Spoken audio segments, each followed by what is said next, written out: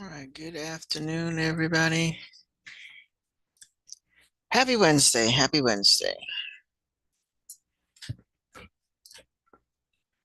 All right, we're going to keep on uh, doing some review questions. So I'm in Canvas under energy flow. So I'm going to do some of this. I'm going to do this page with you. Then I'm going to give you time to work on questions in the milestone packet. Wait a few minutes, let a few more people come in. And again, I appreciate y'all being on time because we have a lot to talk about and a little bit of time to do it in. Hopefully, again, you're reminded that you had to get your laptop or your Chromebook checked. So hopefully yesterday was one day, so Friday is the next day. So if you didn't do it yesterday, hopefully you found a way to sign up to get it checked on Friday. It's mandatory. You must get your Chromebook checked before you take the exam. So please make sure you have made arrangements to do that.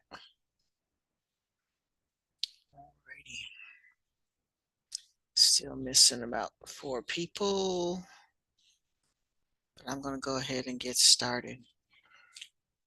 Again, I appreciate y'all who always show up on time. You should be on camera, people. Y'all log in and you're not on camera. Thank you. Thank you. Thank you.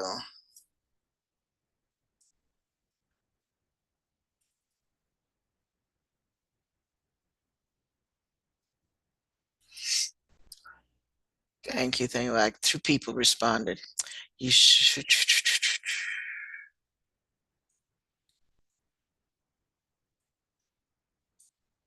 It should exist. Yes, it is. It is, man, especially during test times, folks. You are supposed to be on. It is a school policy that you are on camera. I did fix the focus mode so nobody can see you but me. So you do need to be on camera. A lot of you are on camera and I'm looking at the ceiling. That's not you. About 3 of you, I don't know what you look like.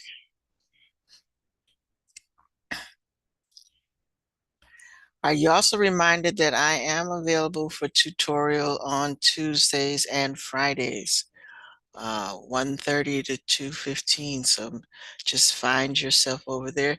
If you're going through the Georgia milestone questions and you run into questions that you, even though they're giving you the answers, you still don't understand, make a note of them and we can go over those and I'll help you with those.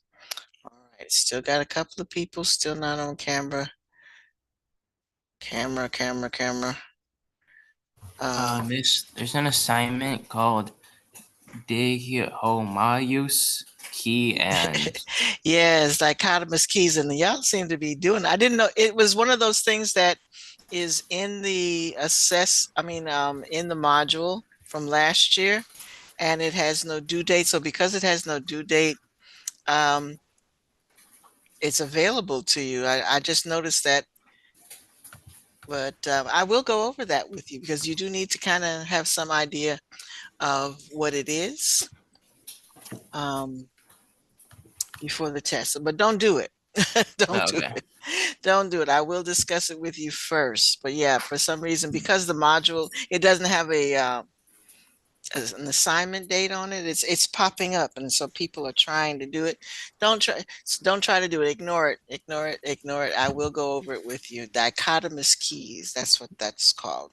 So that Okay. goes with our classification. Thank you for bringing that up. That goes with our classification discussion. So I will go over that, practice that with you um, when we get to that. All right, so I don't want to delete it, but don't do it. It's not due anytime soon. I think I can move it, but I can't. I don't want to delete it. Okay. Did everybody hear that? There's an assignment that's popping up that says dichotomous key. Don't do it. we'll go over that later.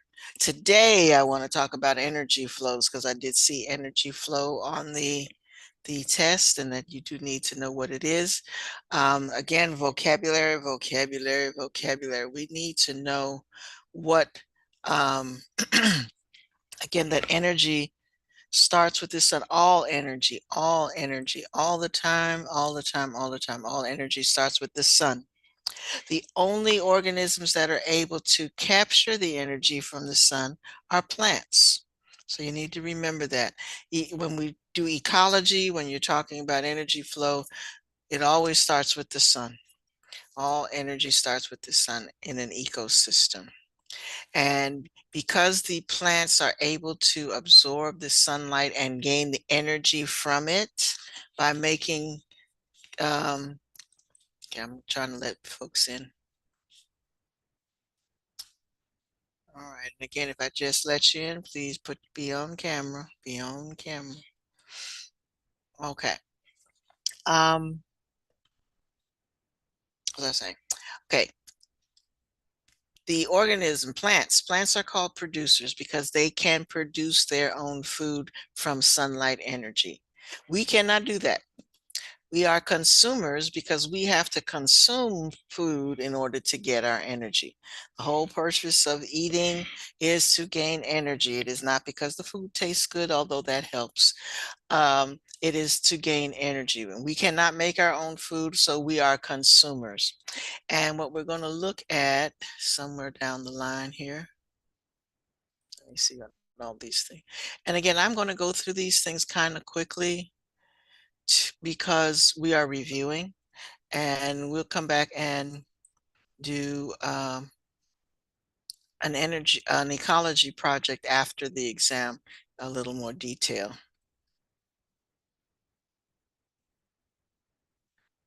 Okay, gotcha, Jail. I got your message. Thanks for letting me. And folks, if you are not, because I tend to do the attendance by looking at GoGuardian. If you are not on your Chromebook, it's going to tell me that you're offline. So if you are using a device other than your Chromebook, you need to let me know. Because otherwise, when I look at GoGuardian and I have to come back and say, I see your face and on Zoom, so it causes me to have to do a double check. So it'd be nice if you tell me ahead of time that you are not on your Chromebook, because if you're not on your Chromebook, it's not going to show up on GoGuardian. And you need to be on your Chromebook whenever possible. Okay. All right, back to this energy flow. So there two main sources of energy is sunlight and chemicals. Those organisms that live on the bottom of the ocean don't get any sunlight. It's dark down there. And so they have to chemosynthesize. So they use chemicals to convert those chemicals into energy. Everything else photosynthesizes, and those they get their energy from the sun. Okay, so again, if you're on top of the earth, you get your energy from photosynthesis. If you're way down in where it's dark and no sunshine shines down there, you chemosynthesize. So they would be the original organisms in a food chain or food pyramid. All right. And again, chemosynthesis is for those organisms way down in the bottom. Actually, let me come back here. There are what we call organic vents in because the inside of the earth is molten magma and all that. And so we have volcanoes, and you have little vents inside in the ocean where that's letting off steam from inside the earth. And so it creates this chemical that they can use. So those organisms way down in the bottom of the ocean can use the chemicals that originate from inside the earth. Everybody else is going to photosynthesize. So the organisms that do photosynthesize are called phototrophs. Autotrophs make their own food and they are producers. Okay, so photoautotroph is kind of a long word, but autotroph, trophic means how do you get your foods? Again, vocabulary, know your vocabulary. Auto means self, and self-feeder. And because they are self-feeders, they are producers, okay? So they take the sunlight energy, convert it into sugar. And we did that earlier in the year. We talked about glucose and we talked about photosynthesis and respiration. So bring that back to mind. And that's how, so they make the food by making the sugars, and then they take that sugar and use it for respiration. All right. Everything else is a consumer. And there are different kinds of consumers. There are the consumers that eat plants, and they are herbivores. There are the consumers that eat animals or meat eaters. They are carnivores. There are those that eat both plants and animals. They are omnivores. And then there are the microorganisms that feed on dead and dying things, and they are decomposers. Okay, so they're getting their food. They are consumers, but they get their food from things that have died. Okay. All right, so again, vocabulary, vocabulary, vocabulary. So producers and consumers, and then there are different types of consumers. All right, if we look at this, the producer is always on the bottom or the first thing on a food chain is always the producer, because that's where energy starts. And then you're going to see there's a little arrow. Let me make this a little bigger. Zoom. Come on, zoom. All right. If you see there's an arrow here, the arrow points, with the direction that the arrow is pointing is important because it represents the direction of energy flow. So what this arrow is saying is that the energy started with the producers. And then these little grasshoppers or primary consumers ate the grass and they got some energy. So the energy is always pointing to the thing that is doing the eating and away from the thing that is eaten. Okay. So again, later on, when we look at food webs and food chains, it is important how you draw your arrows.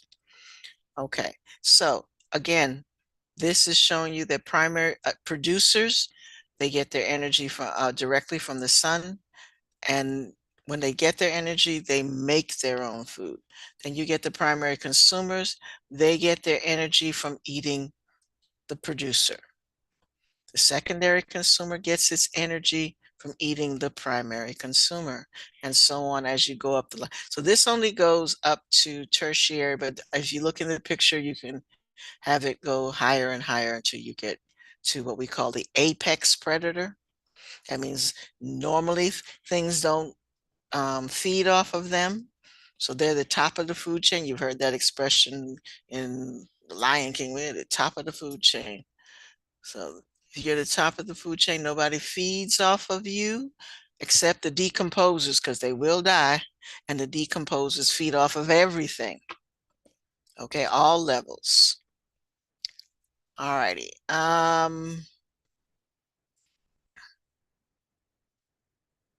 There's something called the 10% rule, and I think they talk about it in here. So let me go ahead and show this video. In 1995, something really exciting happened in the nation's first national park, Yellowstone. 41 wild wolves were reintroduced here by scientists. After 100 years of being hunted, wolves could once again call this place home. The wolves thrived, but something else very surprising happened. Their return had a spectacular effect on the landscape, an effect that spread wider than anyone thought possible. So how did this all happen? In the past, wolves were seen as a risk to people and livestock, and they were exterminated from the Yellowstone area in the 1920s. The elk's main predator was gone, and their population more than doubled. Elk are both grazers and browsers, so they eat grass, shrubs, and trees. They overgraze the entire park, upsetting the natural balance of the ecosystem. Mammals like mice and rabbits could not use the plants to hide from predators, and their populations fell dramatically. Grizzly bears suffered as the elk munch away their berry supply, which they badly need to build up fat before hibernating. Pollinators like bees and hummingbirds had fewer flowers to feed on. Songbirds, less trees to nest in. Perhaps the elk's most devastating impact was how they affected the park's riverbanks. When the wolf was around, elk were vulnerable when they moved down towards rivers to drink. They would never spend too long by the water, where they could be ambushed. But with the apex predators gone, they gorged themselves faster than the shrubs could grow, and gathered in great herds on the lush riverbanks. The mass of elk's hooves eroded the riverbanks, so the rivers and streams clouded with soil. The fish inherited murky homes, and without trees and clean water, beavers couldn't build their dams to live in. Without the protection of the dams, fish, amphibians, and otters suffered even more. And all because of the missing wolf. Now, with as many as 100 gray wolves in Yellowstone National Park, their reintroduction is having an effect that even surprised scientists. Wolves have contributed to bringing elk numbers down from 17,000 in 1995 to just 4,000 today. Since only the healthiest of elk survive, the population is much more robust. All of these elk kills mean more carcasses for scavengers like coyotes, eagles, and ravens. Grizzly bear numbers have increased too. The grizzlies benefit from the wolves' elk kills, and less elk also means more berries. And just the elk's fear of wolves gives the riverbank trees, like aspen and willow, a chance to regenerate. They can grow to 5 times their original size in just 6 years. The songbirds are returning too. And the bigger trees along the rivers means greater root structures, which means stronger riverbanks and less erosion. Clean water and big trees, beaver paradise. The return of the beaver dams creates new habitats for fish, amphibians, reptiles, and even otters. This shows just some of the trickle-down effects of the wolves' reintroduction, known to scientists as a trophic cascade.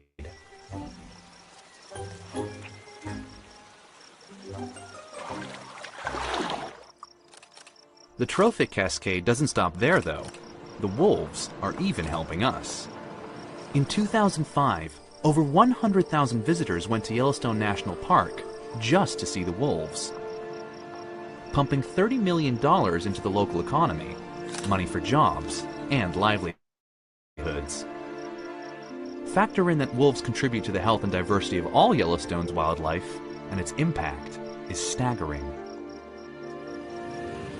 The wolf's benefits also cascade down to the 106,000 residents of Billings, Montana. Their drinking water, Yellowstone River, is now cleaner.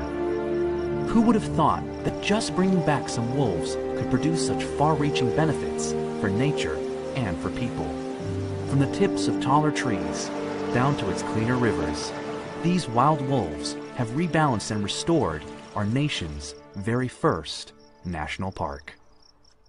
This example, they like to use this example on a lot of tests, even on the AP environmental science test. They use the example of Yellowstone National Park a lot. And it's a great example of the circle of life. You remove one organism out of an environment, and it showed you the term they used was a cascading effect on everything else that lived there. Some things overgrew. Some things, because of the overgrowth of one group, other things were depleted. So one organism created a total imbalance of the entire environment. So we call those the keystone species. They're the ones that make a big difference in what everybody else does in that. Okay, let me go back because I skipped something. I think I spoke to you yesterday about the 10% rule. 10% rule says that you're going to lose 10% of the energy is available. Only 10% of the energy is available to the next level on the pyramid. So you have 100% of the energy in the bottom. So and you don't have to do a whole lot of math to think about the 10%. If this is a picture they give you, notice how if you just drop the zero off of each level, you've taken off 10%. So that by the time you get up here, it's 1. So what that means is that this level has 100% of the energy, but that's what they take in, and then they use it for their body functions. Everything you do requires energy, so you use it. And then if you are the food for the next level, all they get is 10% of what you took in. So if this level is 10,000 percent, it's going to use 90% of that. So only 1,000 units of energy is available to the next level, and then they're going to use 90% of it. So only 100 units is going to be available to this unit. Okay, so the 10% is called the 10% rule, and so that the energy available to the next level drops to 10% as you go up the pyramid. Okay, here, and they have it here again. So producers, same numbers, drop a 0 as you go up the pyramid. Okay, and they use the pyramid again because the base of the pyramid is wide. It's going to have the most organisms. It's going to have the most energy, and it gets smaller and smaller as you go up the pyramid. So that's something to remember. Time is it?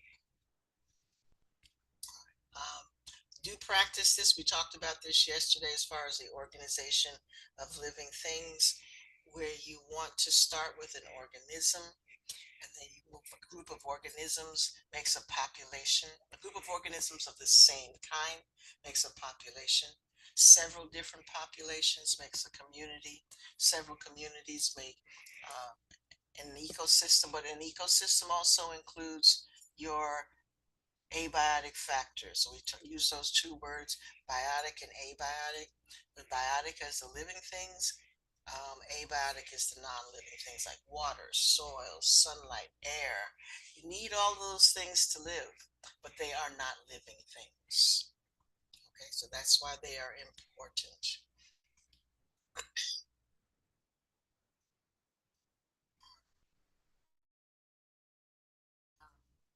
So we just discussed all of those things, populations.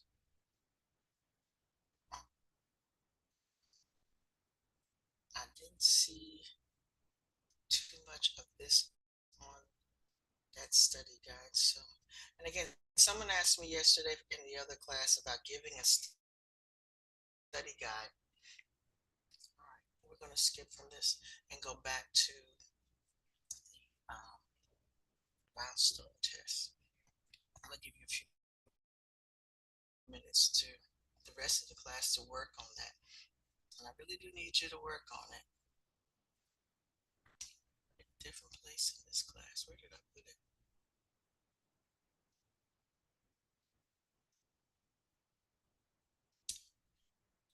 Silence. The module.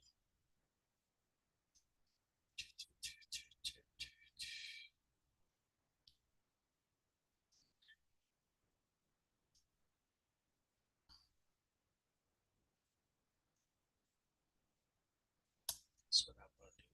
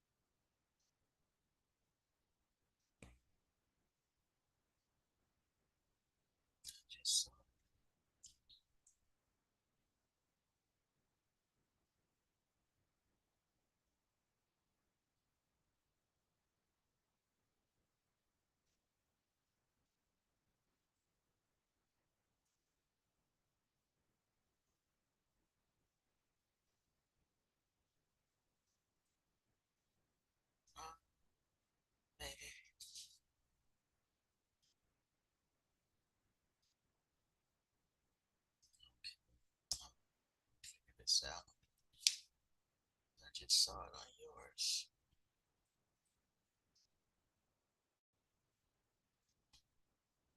It won't let me drag and drop. It's gonna be so much fun. Say what?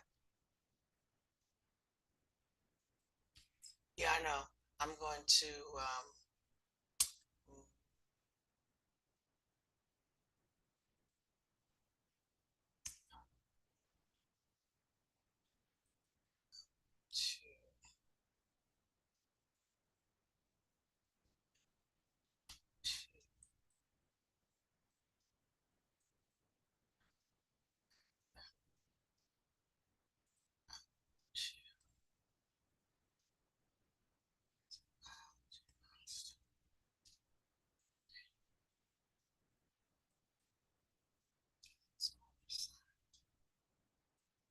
I just needed to know what I called it.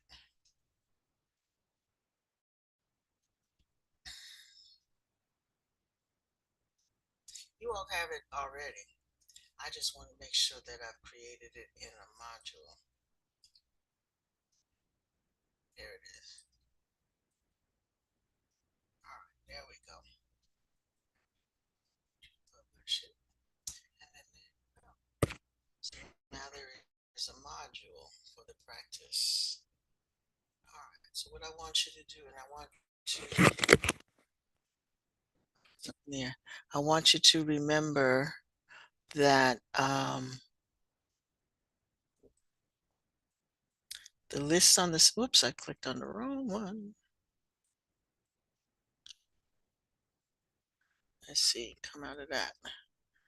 Click tools, I want study guides, and I want biology. All right, and again, when you go into the actual test, all of that stuff that I'm skipping, they will actually take the time to read it to you and make sure that you understand what you have to do. All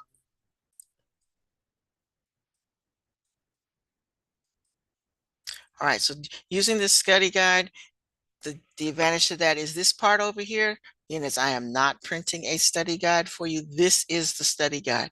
This is a list of all of the Georgia standards that they are going to draw the questions from. So you need to spend some time reading through this, because these are sample questions, but these are not the questions that you will see, because they will change the question every year. So make sure that you have spent some time reading through these, so that you, again, familiar with words that they are using here and topics. So this is what we were talking about today. So this is your level of organization. Organisms make populations, populations make communities, communities make ecosystems, and ecosystems make the whole planet. Biomes, we were just talking about the role of species. So we have our keystone species. So so go through and read all of this. Hopefully we'll get to talk about more of these before the test. Now, with the test questions, make sure you are looking at not just the correct answer, but why the wrong answers are wrong. So they tell you that. They tell you the advantage of using the study guide is it gives you the answers to the questions, but it also tells you why the other question is wrong. The other choices are wrong. Okay. So again, these are not the questions. These are questions that give you the idea of how they formulate a question, how they might set a question up, type of things they're looking for now in an answer. So please use the last, 8 minutes of class to look some of these over. You can skip to the question that hopefully you're doing this. And so you can just skip ahead to one that you've already looked at, or randomly pick one. Our next class, I'm going to have a review page that you're actually going to have to turn in. We need to have grades this week, so there will be a review page that you'll be expected to complete and turn in for a grade. Okay? All right, so again, please spend some time with this practice test so that you can be familiar with all of the types of questions that they will ask. Don't disappear because I haven't done attendance yet.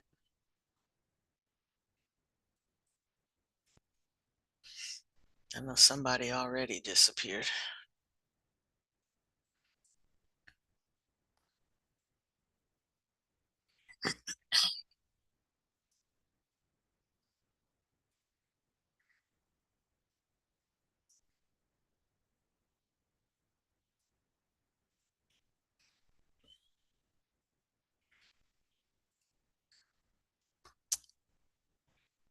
Why do they keep showing up there? And there it is.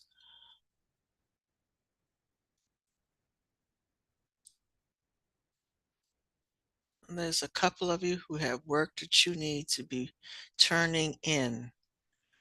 I don't understand how you come to class every day and then don't do any work.